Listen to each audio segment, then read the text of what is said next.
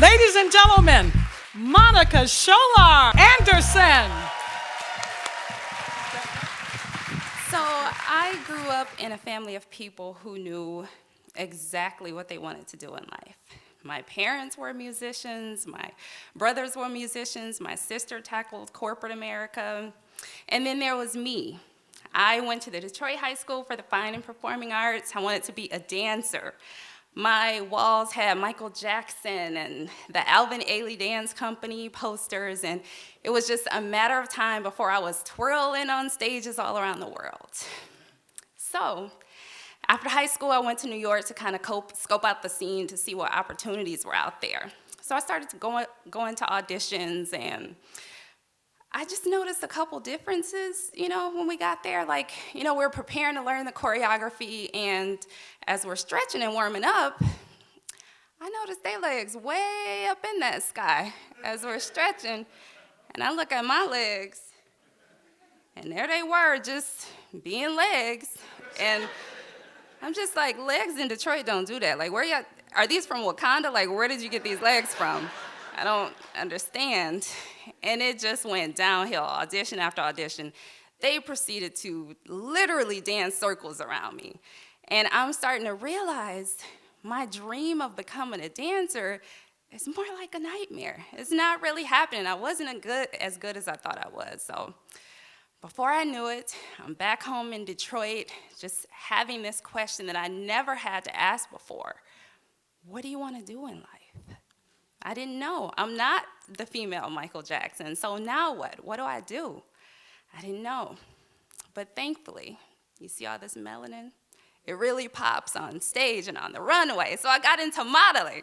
So I'm like, okay, I wasn't very good at dancing, but it gave me a leg up in the modeling industry because I knew how to move my body. So I started doing photo shoots, and I hit them with the front pose, boom, the side pose, bam, the quarter pose,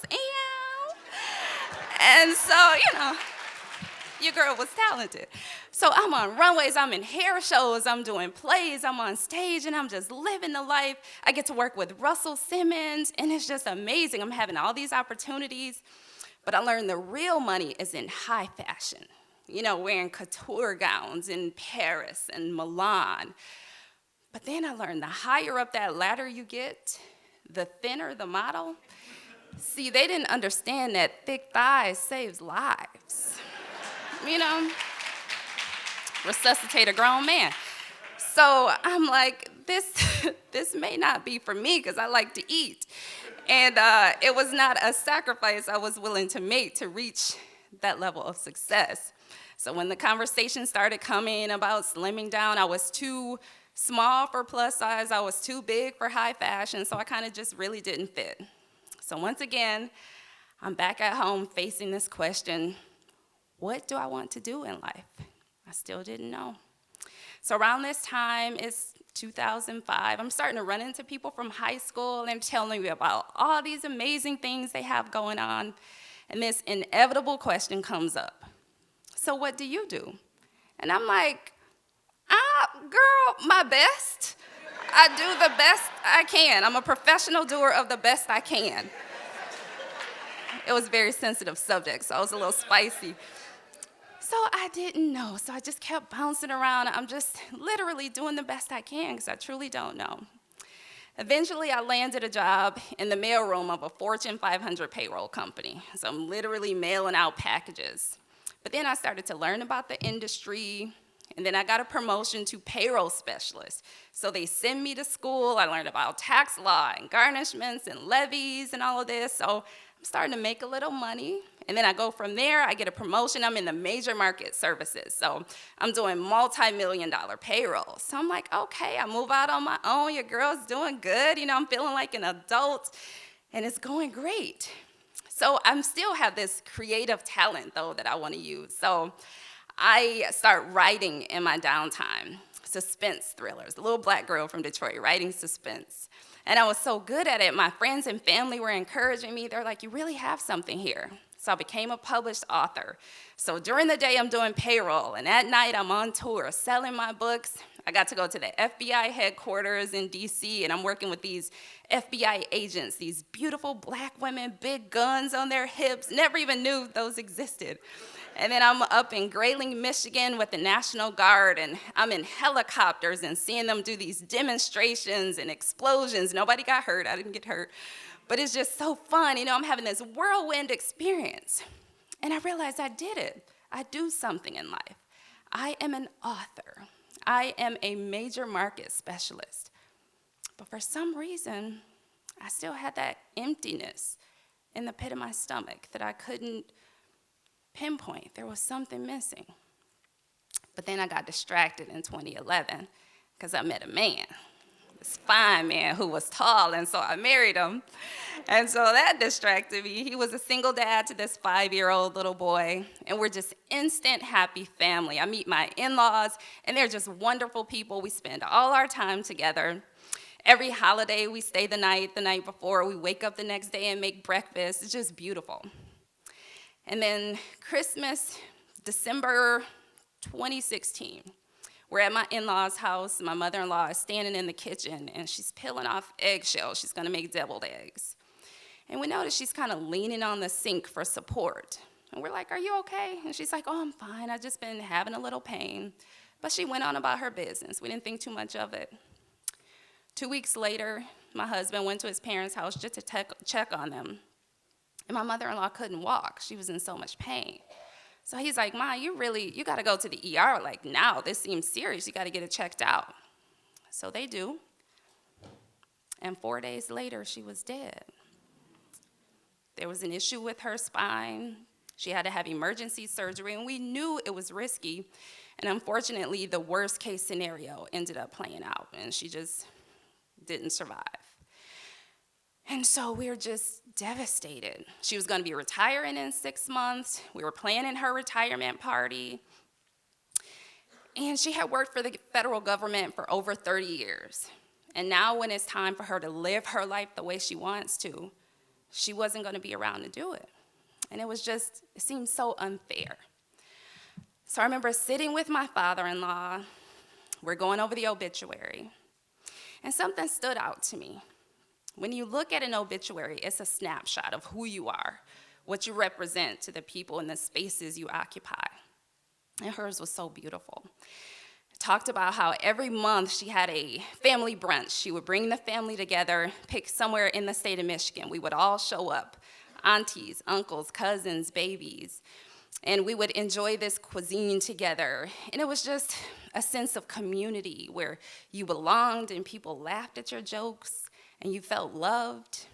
And it talked about how every holiday she brought the family together. You always knew you had a place to go and a warm plate waiting for you.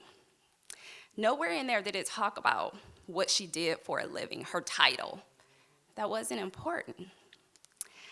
So I started getting that emptiness in the pit of my stomach again. And it didn't really even make sense in the moment, so I kind of just shoved it down to focus on how we could get through the funeral and move forward with our lives. And so we did.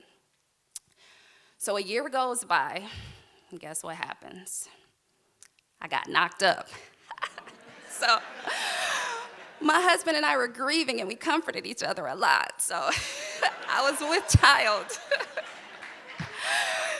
So we are just so overjoyed. So I'm like, "Oh my God, that explains it. This is that emptiness that I've been feeling. I'm supposed to be a mother. That's what I'm supposed to do with my life. And I'm going to be the best mother ever. I've got this little boy, and we've got this new baby, and I'm just going to prepare their food by hand, that I will grow from the garden, that God will shine the lights on, and I shall be that mother." I'm not sure where the accent came from, but it just seemed like to make it more official. So I'm just ready. I'm nesting. I'm embracing this role. I'm going to be their mom. Unfortunately, I didn't even make it to the first ultrasound because I had a miscarriage. And I was devastated because I finally figured out my identity, and it got snatched away. I turned into a Karen. I was on the main line with Jesus, like, "Jesus, put Mary on the phone because somebody done messed up. I need to speak to upper management about this." I'm just upset. But then the identity issue took a backseat to my grief. It just had me in a headlock. I did not know how to process what I was going through. It seemed I felt so alone. And even though I was surrounded with people who loved me, it's like they didn't understand what I was going through. Well-intentioned people would say things like, well, you can always adopt a baby, as if somehow that would replace the value of the life that I just lost. It wouldn't, and what a stupid thing to say. I kind of had this chip on my shoulder. So it's like I wanted to connect with other people who understood what I was going through. So I started doing these internet searches. What's out there? What's going on? And then I'm starting to learn the stats. In the state of Michigan, over 23,000 pregnancies end in miscarriage. Wow, never knew. In the US, it's 1 million pregnancies every year. Around the world, Black women experience loss 48% more often than any other race. That's who's doing something about this? What's happening? Where's the support for these people? Where's the guidance? Where's the education around it? I'm typing in on the internet, links don't work. I'm calling medical systems trying to get more information. Nobody's returning my call. So I'm starting to get that feeling in my belly again. But then I realized it's not emptiness this time. This time is fire. And I realized my body had been communicating with me all these years, and I had just been misinterpreting the message. The message was never, what do you want to do in life? I'm a talented Black woman. I can do so many things. It wasn't about my title. The message was, who do you want to be in life? Your character. How do you plan to respond when there's a group of people who are hurting and nobody's working to solve this problem? Who do you want to be in life? When somebody's reading back your obituary, who's going to be impacted by what they read besides you? Who do you want to be in life? So now I knew exactly what I needed to do to stoke that fire in my belly. I had my loss in September of 2018. By April the next year, I had formed a fully functioning nonprofit organization called Remembering Cherubs. We're developed for the purpose of providing that support, that guidance, and that education to parents of loss. And what's so funny is all those titles I have been chasing all over the years, they came in handy, because when you run a nonprofit, you gotta know how to do payroll. You gotta know how to manage money and do your human resources and deal with people. And when you're working to tell stories of the people you wanna support, you gotta be good at storytelling, and I was a published author, so I had that in the bag. And when you're a professional, you gotta have a banging headshot, so I hit them with the front pose, bam, the side pose, bam, the quarter pose, bam.